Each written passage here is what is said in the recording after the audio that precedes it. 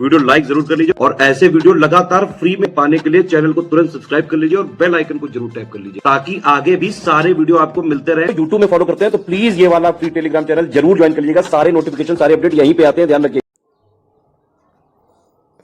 नमस्कार साथियों, स्वागत है आप सभी का स्टडी फॉर सिविल सर्विसेज में। टॉपिक है ये हमारा जो हमारा आरओ का जो एनवायरनमेंट में जो प्रीवियस ईयर क्वेश्चंस चल रहे हैं उसकी श्रृंखला है दूसरी। इससे पहले मैं इसका एक वीडियो और बना चुका हूँ। ये सारे के सारे वो सवाल हैं जो प्रीवियस ईयर में पूछे जा चुके हैं बहुत सारे एग्जाम्स में। तो चलिए जल्दी से इनको शुरू करते हैं। देखते हैं क्वेश्चन नंबर 1। देखो भाई, क्वेश्चन नंबर यहाँ पे 26वां है और इस लेक्चर का पहला। भारत का ओशनिक नेशनल पार्क कहाँ पर स्थित है? कई बार एग्जाम में आ चुका क्वेश्चन है साथियों, ध्यान रखना। ओशनिक नेशनल पार्क ये कहाँ पर है साथियों? ये पड़ता है गुजरात में, याद रखना। गुजरात में कहाँ पर? कच्छ के रन में। तो कच्छ के रन में स्थित है ओशनिक नेशनल पार्क। इसके अलावा अगर हम देखें सुंदरबन कहाँ पर है साथियों? तो सुंदरबन पड़ता है बंगाल में, सबको पता है, ठीक है। चिल्का झील कहाँ पड़ती है? ओडिशा में। और निकोबार आइलैंड कहाँ पड़ेगा? तो ऑब्वियस बात है अंडमान निकोबार में पड़ेगा, तो याद रखना, महत्वपूर्ण है। अगला प्रश्न देखिए। पहला खेलो इंडिया विश्वविद्यालय खेल कहाँ पर आयोजित हुए थे? पहले हैं तो थोड़ा सा ध्यान रखिएगा, इंपॉर्टेंट है, भुवनेश्वर में। अगला फैक्ट देखेंगे, जीवाश्मी ईंधनों में एकमात्र ऊर्जा का चरम स्रोत है। जीवाश्मी ईंधन क्या होते हैं पहले आप ये समझ लिए। देखिए पेट्रोल है, डीजल है ना, कोयला है, ये सारे के सारे होते हैं जीवाश्मी ईंधन, ठीक। तो जीवाश्म ईंधनों में जो ऊर्जा आ रही है उसका जो अल्टीमेट सोर्स है उसको हमेशा ध्यान रखेंगे आप लोग, वो है सूर्य, याद रखना। जीवाश्म ईंधन की ही अगर हम इसको छोड़ भी दें तो याद रखना हमारे एनवायरनमेंट में, हमारे पर्यावरण में, हमारी धरती पर जितनी भी ऊर्जा है उसका एकमात्र जो सोर्स है वो है क्या? वो सूर्य है, याद रखना। सूर्य है तभी हम हैं, अगर सूर्य समाप्त हो जाए तो फिर हमारी धरती भी समाप्त हो जाएगी, ठीक है। चलिए अगला प्रश्न देखिए। अगला प्रश्न है, पारिस्थितिकी तंत्र का प्रेरक बल होता है, यानी पारिस्थितिकी तंत्र को चलाने के लिए ऊर्जा कहाँ से मिलती है? तो जैसा कि मैंने अभी आपको बताया कि हमारे एनवायरनमेंट में, हमारे पर्यावरण में, हमारी धरती पर जितनी भी ऊर्जा है उसका जो अल्टीमेट सोर्स है वो है सूर्य, और सूर्य से आने वाली ऊर्जा को कहते हैं सोलर एनर्जी, हिंदी में कहते हैं सौर ऊर्जा, याद रखना, ठीक है, काफ़ी महत्वपूर्ण है, ठीक। अगला प्रश्न देखिए। अगला प्रश्न है, रामसर सम्मेलन का संबंध किससे है? सबसे पहले तो आपको यही पता होना चाहिए कि रामसर सम्मेलन कब हुआ है? 1973 में हुआ है। दूसरी बात, रामसर क्या है? ये रामसर, तो रामसर है ईरान की एक जगह, ईरान का एक शहर है जिसका नाम है रामसर।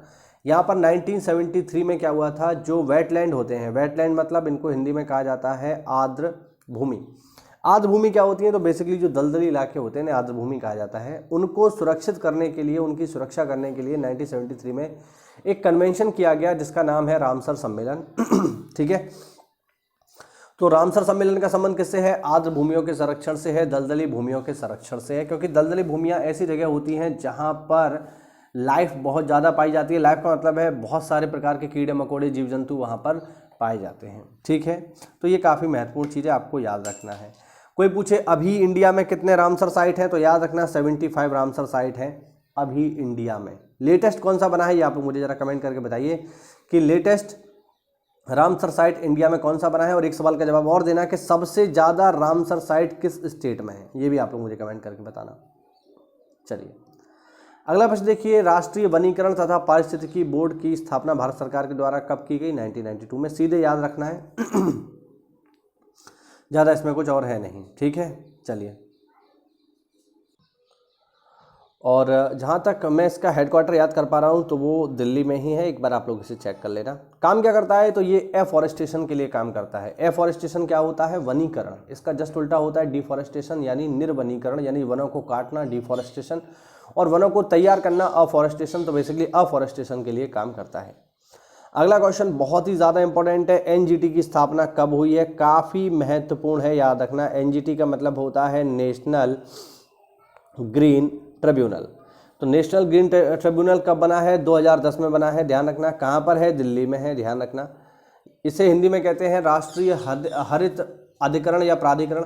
ये बेसिकली जो पर्यावरण से जुड़े हुए मुद्दे हैं, जो कानूनी दावपेच होते हैं, जो पर्यावरण से जुड़े हुए हैं, उनकी सुनवाई करके त्वरित कार्रवाई करता है।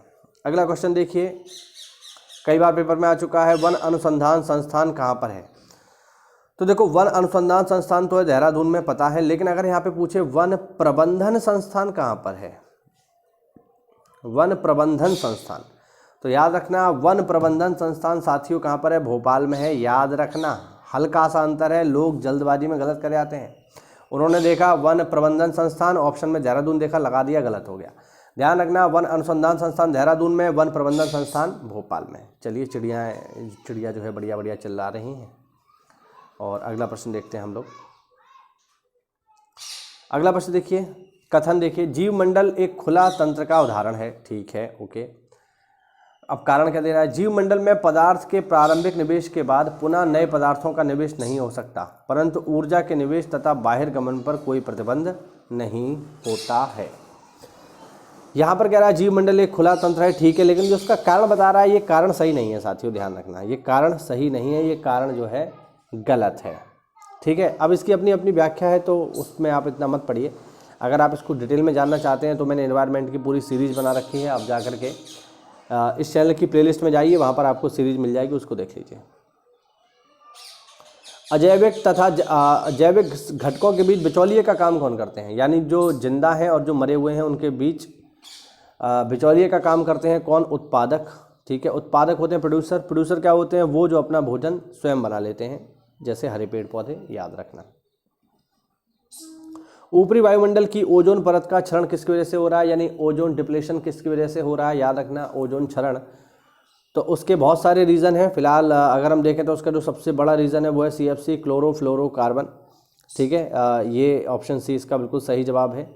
ठीक, याद रखना CFC सबसे ज़्यादा नुकसान पहुंचाती है ओजोन परत को, और ओजोन परत हमें किससे सुरक्षित करती है साथियों, ये भी ध्यान रखना, ओजोन परत हमें सुरक्षित करती है सूर्य की खतरनाक पराबैंगनी यानी अल्ट्रा वायलेट रेस से हमें बचाती है ओजोन परत, और हम ओजोन परत की ऐसी तैसी कर दे रहे हैं। इनमें से कौन एक हरित ग्रह गैस नहीं है, यानी ग्रीन हाउस गैस नहीं है इनमें से। ठीक है, तो ग्रीन हाउस गैसें क्या होती हैं, वो गैसें होती हैं जो वायुमंडल में पहुंच करके वायुमंडल के टेम्परेचर को बढ़ाने का काम करती हैं, जो वायुमंडल के तापमान को बढ़ा रही हैं, उन्हें हम कहते हैं ग्रीन हाउस गैस। तो ग्रीन हाउस गैस कौन कौन सी हैं, कार्बन डाइऑक्साइड है, क्लोरोफ्लोरोकार्बन है, मीथेन है, ऑक्सीजन नहीं है, ध्यान रखना।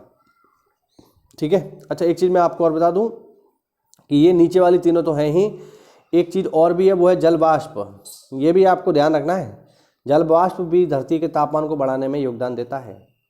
अगला क्वेश्चन देखिए, प्रोजेक्ट एलिफेंट से संबंधित कौन सा कथन गलत है। पहला 1991 1992 में हुआ है, बिल्कुल सही है।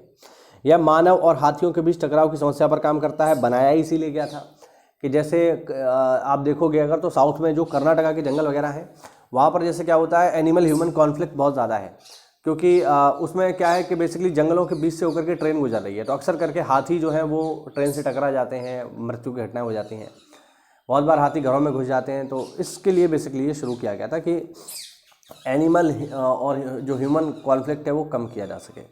यह केवल जंगली हाथियों के कल्याण पर केंद्रित है, ये कथन गलत है। केवल जंगली हाथियों पर नहीं है, सभी प्रकार के हाथियों पर काम कर रहा है और केंद्र सरकार इसको चला रही है, ये भी सही है। तो ऑप्शन सी गलत है, बाकी सब सही है। और लास्ट पॉइंट देखेंगे, भारत सरकार ने नॉर्वे सरकार के साथ मिलकर एक जैव विविधता नीति तथा कानून के केंद्र की स्थापना कहाँ की है, तो याद रखेंगे ये की है साथियों देहरादून में। तो इस तरीके के सवाल आपको पेपर में देखने को मिलते हैं आरओ में, इन्वायरमेंट सेक्शन के। मैं जितने भी इंपॉर्टेंट सेक्शन है, हिस्ट्री है, ज्योग्राफी है, कॉन्स्टिट्यूशन है, सबके क्वेश्चंस आपके सामने लेकर के आऊँगा, जिससे आपको एक आइडिया रख सके कि आपको तैयारी कहाँ और कैसे करनी है। तो मिलते हैं साथियों अगली क्लास में, तब तक के लिए जय हिंद, जय भारत, वंदे मातरम।